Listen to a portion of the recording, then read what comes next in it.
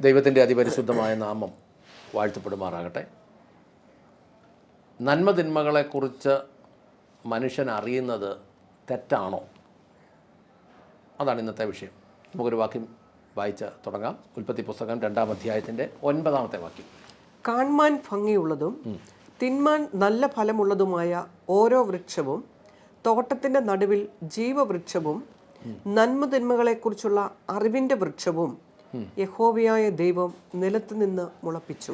കാഴ്ചയ്ക്ക് മനോഹരവും ഭക്ഷിക്കുവാൻ നല്ലതുമായ എല്ലാത്തരം വൃക്ഷങ്ങളും യഹോവയായ ദൈവം നിലത്ത് നിന്ന് മുളപ്പിച്ചു. തോട്ടത്തിൻ്റെ നടുവിൽ ജീവവൃക്ഷവും നന്മതിന്മകളെക്കുറിച്ചുള്ള അറിവിൻ്റെ വൃക്ഷവും ഉണ്ടായിരുന്നു. അതിൻ്റെ 17-ാമത്തെ വാക്യം കൂടെ വായിച്ചേ. എന്നാൽ നന്മതിന്മകളെക്കുറിച്ചുള്ള അറിവിൻ്റെ വൃക്ഷത്തിൻ ഫലം തിന്നരുത്, തിന്നുന്ന നാളിൽ നീ മരിക്കും. നന്മതിന്മകളെക്കുറിച്ചുള്ള അറിവിൻ്റെ വൃക്ഷത്തിൻ്റെ ഫലം തിന്നരുത്, തിന്നുന്ന നാളിൽ നീ മരിക്കും നിശ്ചയം. സത്യവേദ പുസ്തകത്തിൽ കാൺമാൻ ഭംഗിയുള്ളതും തിന്മാൻ നല്ല ഫലമുള്ളതുമായ വൃക്ഷങ്ങൾ എന്നാണ്. എല്ലാത്തരം വൃക്ഷങ്ങളും അവിടെ നിന്ന് മുളപ്പിച്ചു. അതുകൂടാതെ തോട്ടത്തിൻ്റെ നടുവിൽ ജീവവൃക്ഷവും നന്മ തിന്മകളെക്കുറിച്ചുള്ള അറിവിൻ്റെ വൃക്ഷവും ഉണ്ടായിരുന്നു. ഈ ജീവവൃക്ഷത്തെക്കുറിച്ച് നമ്മൾ കൂടുതലും വായിക്കുന്നത് വെളിപ്പാട് പുസ്തകത്തിലാണ് കൂടുതലും അറിയാൻ പറ്റുന്നത്. വെളിപ്പാട് പുസ്തകം 2-ാം അധ്യായം എന്നെടുത്ത് അതിൻ്റെ 7-ാമത്തെ വാക്യം. ആത്മാവ് സഭകളോട് പറയുന്നത് എന്തെന്ന് ചെവിയുള്ളവൻ കേൾക്കട്ടെ. ജയിക്കുന്നവന് ഞാൻ ദൈവത്തിൻ്റെ പറുദീസയിലുള്ള ജീവവൃക്ഷത്തിൻ്റെ ഫലം തിന്മാൻ കൊടുക്കും. പിന്നീട് നമ്മൾ ഉൽപ്പത്തി പുസ്തകത്തിൽ നിന്ന് മുന്നോട്ട് കയറി വന്നു കഴിഞ്ഞാൽ പിന്നീട് നമ്മൾ ഈ വൃക്ഷത്തെക്കുറിച്ച് അധികമായി കേൾക്കുന്നത് വെളിപ്പാട് പുസ്തകത്തിലാണ്. ആത്മാവ് സഭകളോട് പറയുന്നത് ചെവിയുള്ളവൻ കേൾക്കട്ടെ, ജയിക്കുന്നവന് ഞാൻ ദൈവത്തിൻ്റെ പറുദീസയിലുള്ള ജീവവൃക്ഷത്തിൻ്റെ ഫലം തിന്മാൻ കൊടുക്കും. ജീവവൃക്ഷത്തിൻ്റെ ഫലം തിന്നാൻ കൊടുക്കും. ഇനി 22-ന്റെ 14 എടുത്തേ. വെളിപ്പാട്. ജീവന്റെ വൃക്ഷത്തിൽ തങ്ങൾക്ക് അധികാരമുണ്ടാകേണ്ടതിനും ഗോപുരങ്ങളിൽ കൂടി നഗരത്തിൽ കടക്കേണ്ടതിനും തങ്ങളുടെ വസ്ത്രം അലക്കുന്നവർ ഭാഗ്യവാന്മാർ. അതിൻ്റെ 19-ാമത്തെ വാക്യം കൂടെ വായിച്ചേ. ഈ പ്രവചന പുസ്തകത്തിലെ വചനത്തിൽ നിന്ന് ആരെങ്കിലും വല്ലതും നീക്കിക്കളഞ്ഞാൽ ഈ പുസ്തകത്തിൽ എഴുതിയിരിക്കുന്ന ജീവവൃക്ഷത്തിലും വിശുദ്ധ നഗരത്തിലും അവനുള്ള അംശം ദൈവം നീക്കിക്കളയും. അപ്പോൾ ജീവവൃക്ഷത്തിന് വളരെ അർത്ഥങ്ങളുണ്ട് എന്ന് നമുക്ക് മനസ്സിലായി. ജയിക്കുന്നവന് കൊടുക്കുന്നത് ആ വൃക്ഷത്തിൻ്റെ ഫലമാണെന്നും ആ വൃക്ഷത്തിൽ നിന്നുള്ള ഓഹരിക്കകത്തുനിന്ന് മാറ്റിക്കളയും എന്നൊക്കെ എഴുതിയിട്ടുണ്ടെങ്കിൽ അതിനകത്ത് വലിയ അർത്ഥമുണ്ട്. ഇപ്പോൾ നമ്മുടെ ഇന്നത്തെ വിഷയം ഇതല്ലാത്തത് കൊണ്ട് അതവിടെ നിൽക്കട്ടെ, നമുക്ക് മുന്നോട്ട് അതിനെക്കുറിച്ച് ചിന്തിക്കാം. ഇന്ന് നമ്മൾ പറയാൻ പോകുന്നത് ഈ തോട്ടത്തിൽ നന്മതിന്മകളെക്കുറിച്ച് അറിയുന്ന വൃക്ഷത്തിൻ്റെ ഫലവും ഉണ്ടായിരുന്നല്ലോ. നന്മതിന്മകളെക്കുറിച്ചുള്ള അറിവിൻ്റെ വൃക്ഷത്തിൻ്റെ ഫലം. അപ്പോൾ അറിവിൻ്റെ ഫലമുണ്ടാകുന്ന വൃക്ഷം. ഇപ്പോൾ നമ്മുടെ ചോദ്യം ഇതാണ്, മനുഷ്യൻ സത്യത്തിൽ നന്മതിന്മകൾ അറിയേണ്ടതല്ലേ? നമ്മുടെ കുഞ്ഞുങ്ങൾ നന്മതിന്മകൾ അറിയണ്ടേ?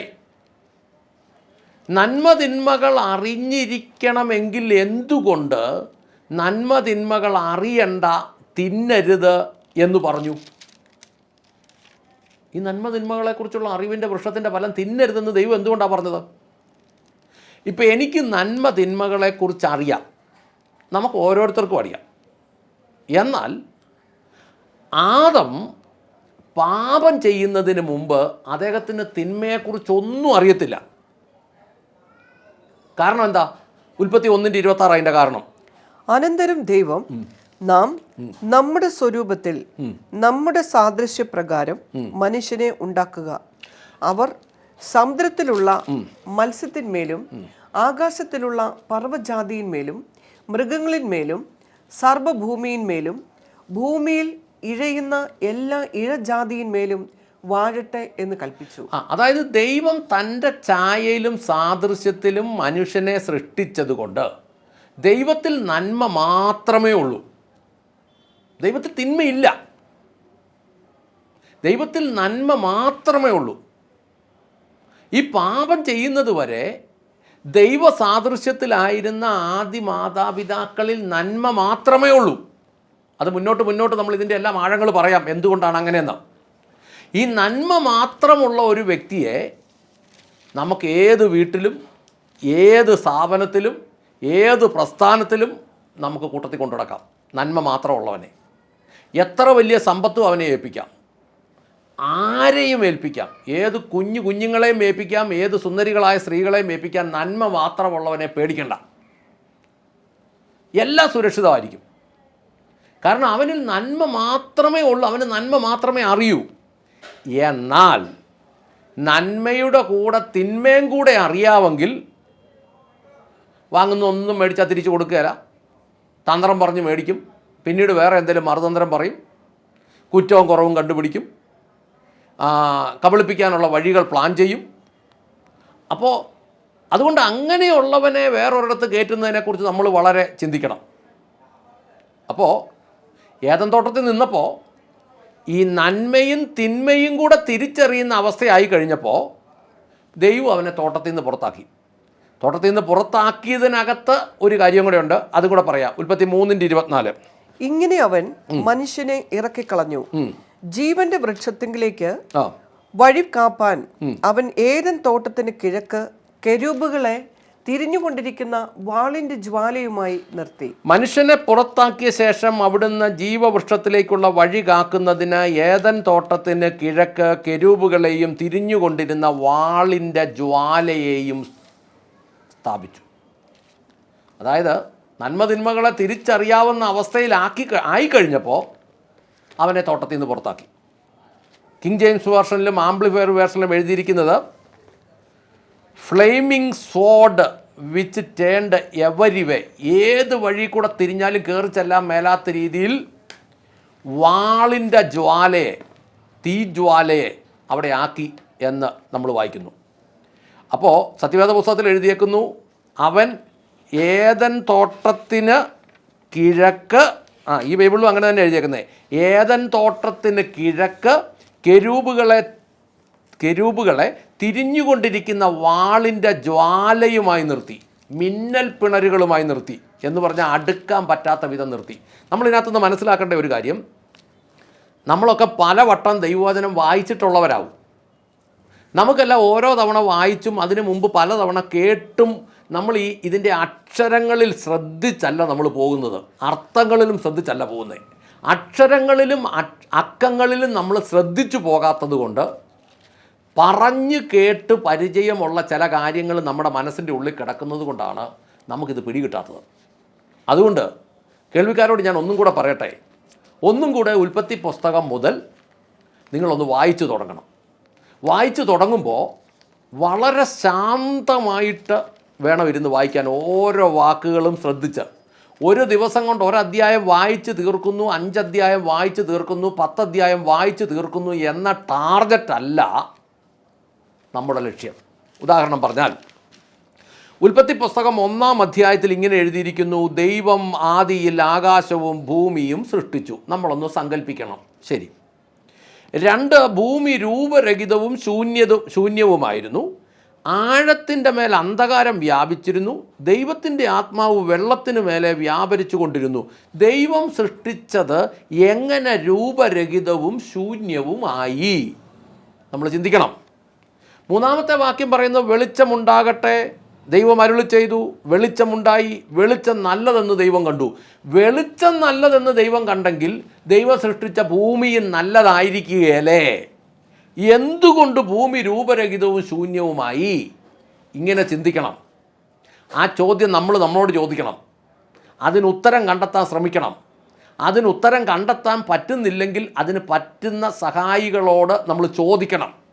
അതിന് ജ്ഞാനമുള്ള ആളുകളെ ദൈവം ഭൂമിയിലാക്കിയിട്ടുണ്ട്. അങ്ങനെ ഓരോരോ കാര്യങ്ങൾ നമ്മൾ ശ്രദ്ധയോടെ ചോദിച്ചു വരുമ്പോൾ നമ്മൾ 5 അധ്യായം 10 അധ്യായം വായിച്ചു പോയെന്നുള്ളത് കൊണ്ട് ഒരു പ്രയോജനം നമുക്കുമില്ല, നമ്മുടെ ആത്മീയതയ്ക്കുമില്ല, നിത്യതയ്ക്കുമില്ല, ദൈവസഭയ്ക്കുമില്ല, ദൈവരാജ്യത്തിനുമില്ല. പക്ഷേ ഒരു വാക്യമാണേലും അത് കൃത്യമായിട്ട് നമ്മൾ ഗ്രഹിച്ച് മുന്നോട്ട് മാറിയാൽ നമ്മൾ ഇതിനകത്ത് വരും. ഇതിനകത്ത് വരുന്നവൻ ഇത് കാണുന്നതും ഇതിന് പുറത്തൂടെ പോകുന്നവൻ ഇത് കാണുന്നതും തമ്മിൽ രാപകല് വ്യത്യാസമുണ്ട്. നമുക്ക് പ്രാർത്ഥിക്കാം. സ്വർഗസ്ഥനായ ഞങ്ങളുടെ പിതാവേ, ഞങ്ങളുടെ കർത്താവായ യേശുക്രിസ്തുവേ, പരിശുദ്ധാത്മാവായ ഞങ്ങളുടെ നല്ല ദൈവമേ, ദൈവം നന്മ മാത്രം അറിയുന്നവനാകുന്നു. അങ്ങനെ നന്മ മാത്രം അറിയുന്ന ദൈവത്തിൻ്റെ ഛായയിലും സാദൃശ്യത്തിലും നന്മ മാത്രം അറിയുന്ന മനുഷ്യനെ സൃഷ്ടിച്ച് ഈ കാണുന്ന സകല പ്രപഞ്ചത്തിലെയും മുകളിൽ അധികാരം കൊടുത്താക്കി എന്ന് ഞങ്ങൾ വായിക്കുന്നു.